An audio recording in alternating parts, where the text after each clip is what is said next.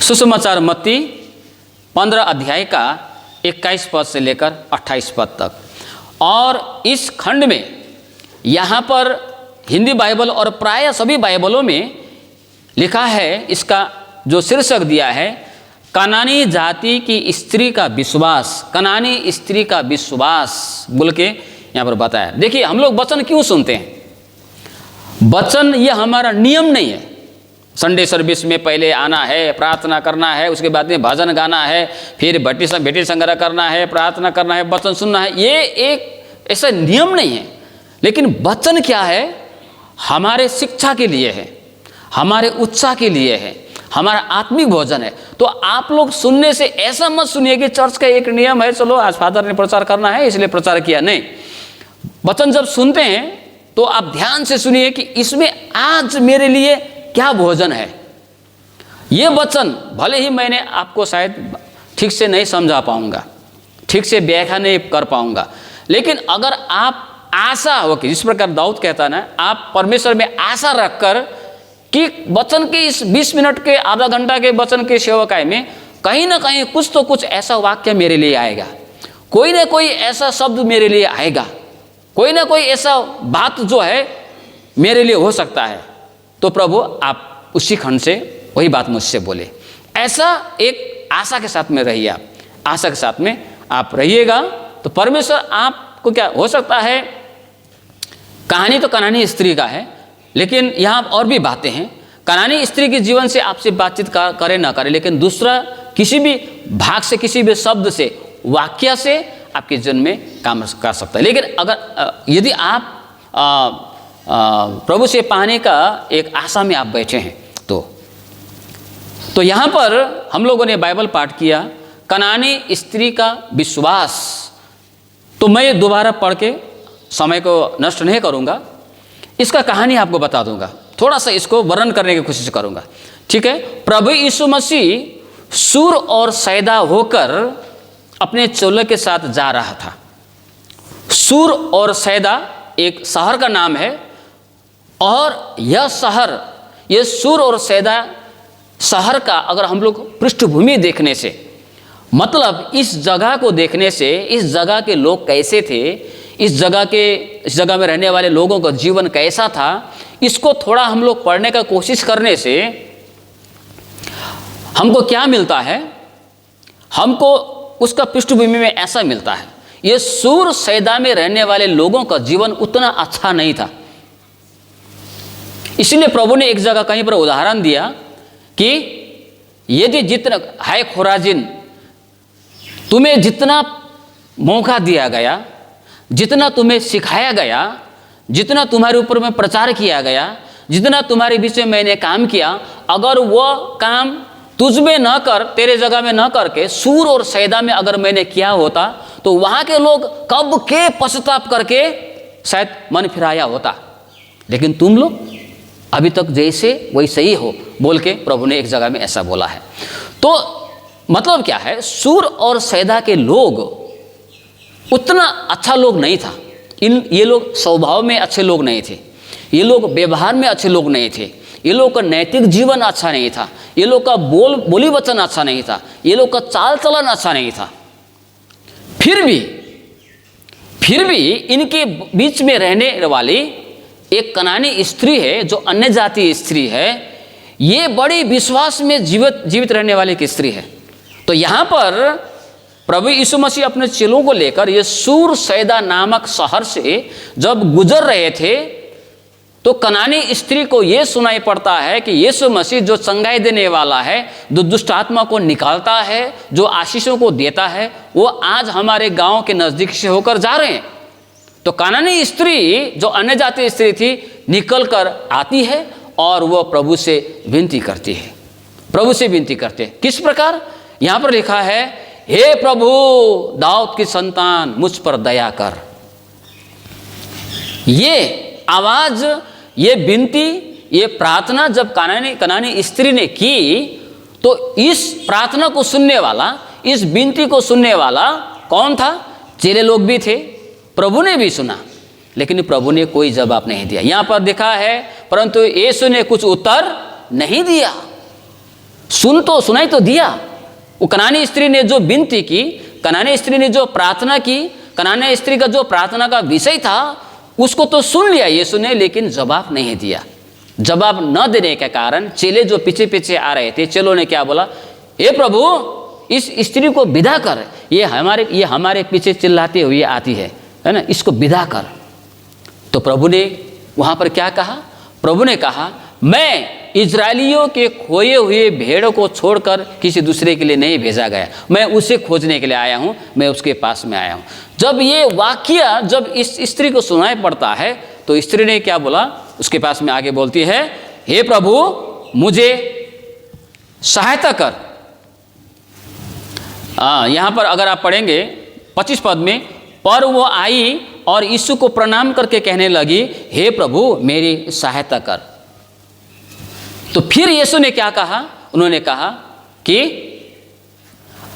लड़कों अर्थात अपने बच्चों का जो भोजन है, उस भोजन को जो उसके बच्चे के लिए तैयार किया गया है, वो भोजन लेकर कुत्तों को देना अच्छी बात नहीं है, बोल के प्रभु ने उस स्त्री को बोला। तो स्त्री ने क्या बोला? वैसे ही भाषा में, हाँ प्रभु आपने जो कहा बिल्कुल ठीक है।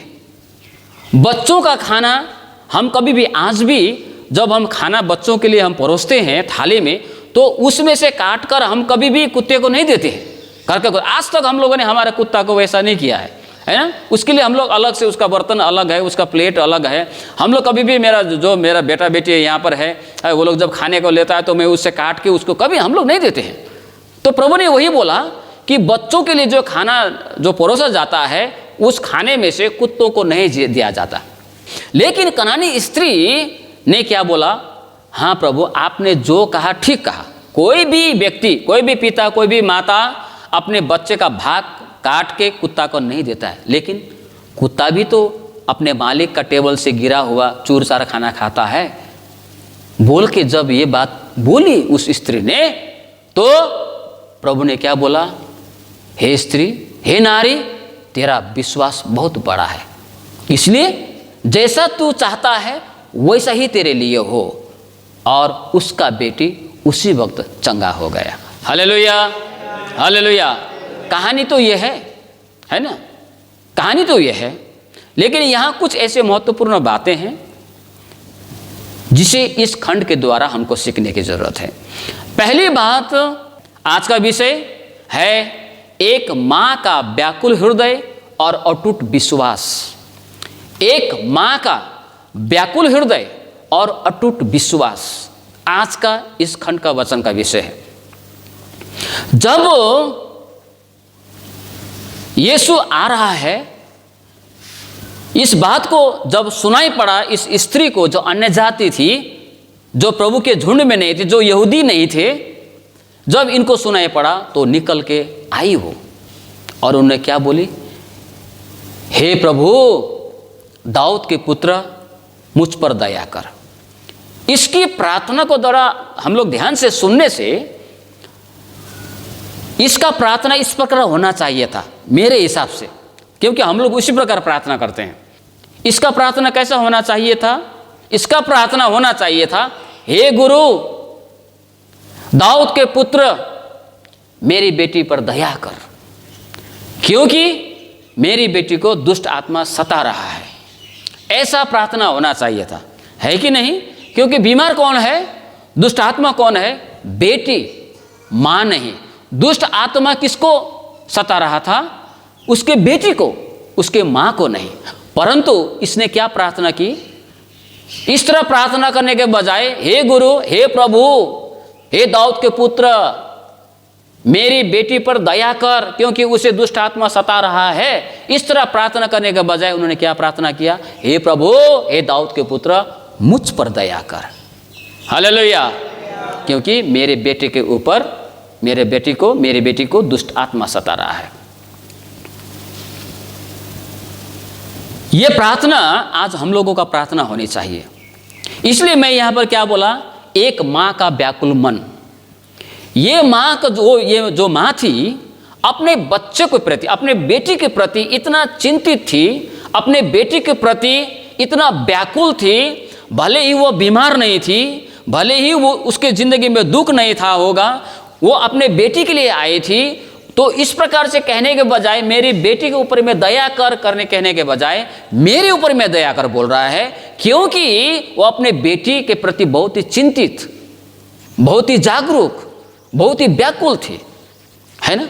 आज हम में से कितने लोग, हमारे विश्वासी लोग, हमारे कलीसिया के माँ लोग, पिता लोग अपने बच्चे के प्रति कितना चिंतित रहते हैं, अपने बच्चे के प्रति कितना सावधान है हम लोग, है ना।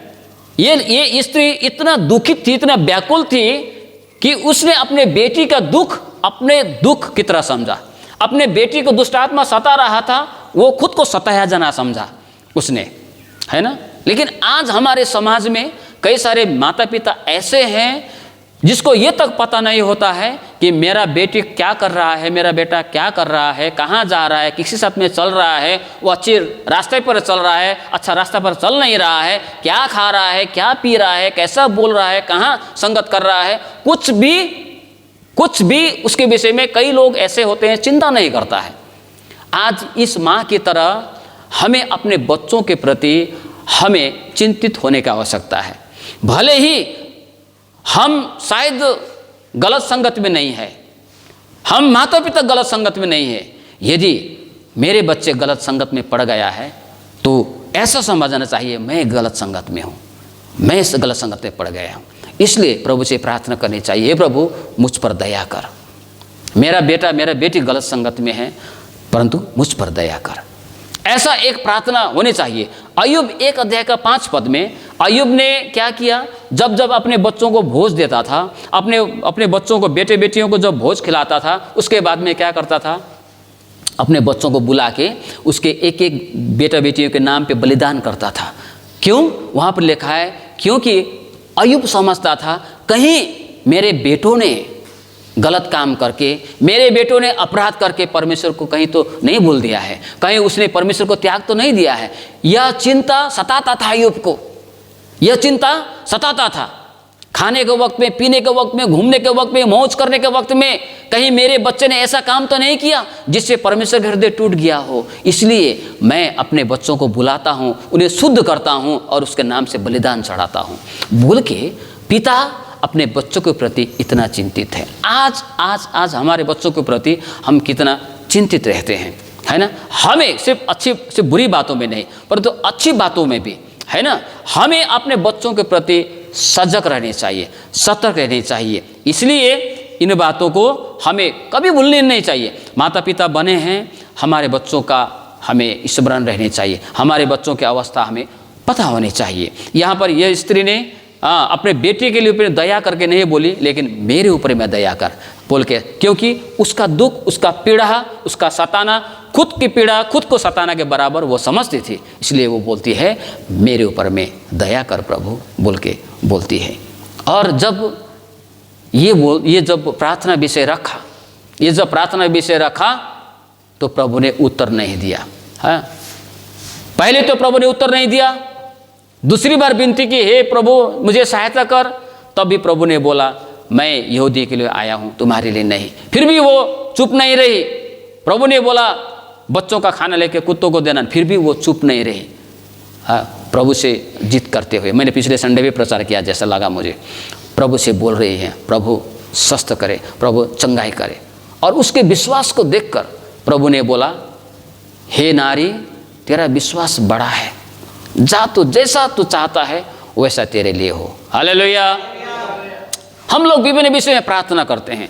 एक बात कभी नहीं भूलनी चाहिए, मैंने कई बार आपको बताया, कई बार आपको बताया, हम जो प्रार्थना करते हैं कभी कभी उस प्रार्थना का उत्तर तुरंत मिल जाता है, लेकिन कभी कभी प्रार्थना उत्तर नहीं मिलता है, प्रभु चुपचाप है। इसका मतलब क्या वो कनानी स्त्री का विनती जो उन्होंने किया यीशु को नहीं सुनाई पड़ा था? सुनाई पड़ा था, लेकिन प्रभु ने उत्तर नहीं दिया। यहाँ पर लिखा है उसने उत्तर नहीं दिया, चुप रहा। कभी कभी हमारे विषयों को प्रभु सुनता है, इसका मतलब ये नहीं कि हमारे विषयों को प्रभु नहीं सुनता है, हमारे विषयों को प्रभु नहीं जानता है। नहीं, प्रभु जानता है, प्रभु सुनता है, लेकिन वो चुप रहता है। उसके लिए एक समय है, एक समय रख दिया है। 2 3 अध्याय में लिखता है ना, हर बात का एक समय है, मैंने पहले ही आपको बताया, सृष्टि करने के लिए प्रभु ने उतना दिन क्यों लगाया? 6 दिन में अंत में मनुष्य को बनाकर सृष्टि समाप्त किया। वो चाहता तो एक क्षण में वो सब कुछ हो जा, बोलने से हो जाता रहा। क्यों 6 दिन लगा के सृष्टि किया? हर बात का एक समय है, एक प्रणाली है, एक सिस्टम है, एक समय है। गलाती 4:4 में लिखा है, उसने अपने पुत्रों को भी चलो जाओ बोल के ऐसे नहीं भेजा है। जब समय आया, अपने पुत्र यीशु को भी जब हो गए, जब मिला तब जाओ बोल के नहीं भेजा, लेकिन उसने अपने पुत्र यीशु को लिए भी समय रख दिया था। जब समय आया तब अपने पुत्र यीशु को संसार में भेजा, अपने पुत्र तक को उन्होंने समय नियुक्त किया था। तो आज हमारे प्रार्थना का उत्तर पाने के लिए भी प्रभु ने एक समय रख दिया है। कई बार हम वो समय से आने से पहले ही हम लोग हार जाते हैं, हम निराश हो जाते हैं। लेकिन आप जो प्रार्थना करते हैं, हमेशा प्रार्थना करते रहें। हमें प्रार्थना करती रहनी चाहिए, प्रार्थना करती रहनी चाहिए। और जब वो समय आएगा तो प्रभु उसका उत्तर हमें जरूर देगा। हालेलुया। और तीसरी बात, ये कनानी स्त्री थी, ये कोई यहूदी नहीं थी, कोई विश्वासी नहीं थी, कोई परमेश्वर का संतान नहीं था, लेकिन ये अन्यजातीय स्त्री थी। इसके बावजूद भी प्रभु यीशु ने उसकी विनती को सुना। आज हम लोगों ने यशायाह 56 में पढ़ा, मेरा भवन, मेरा घर सारी जातियों के लिए प्रार्थना करने का जगह है। ये घर, मैं सुबह ही बोल रहा था, ये घर, ये जो प्रभु का भवन है, सब जाति आके प्रार्थना कर सकता है।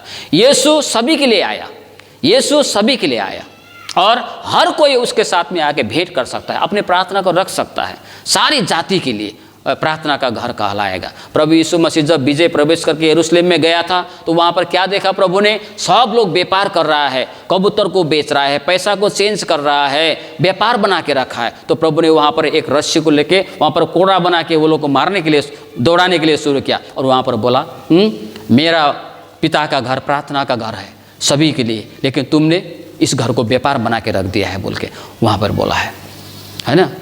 तो हर कोई, हर व्यक्ति प्रभु के सम्मुख में आके अपने प्रार्थना विषय को रख सकता है, प्रार्थना कर सकता है, लेकिन प्रार्थना का उत्तर न मिले निराश नहीं होना है। ये 3 बातें मैंने आपको आज बताया। पहले, इस माँ की तरह हमारे बच्चों के प्रति हमें चिंतित रहने वाले माँ बाप हमें बनने चाहिए।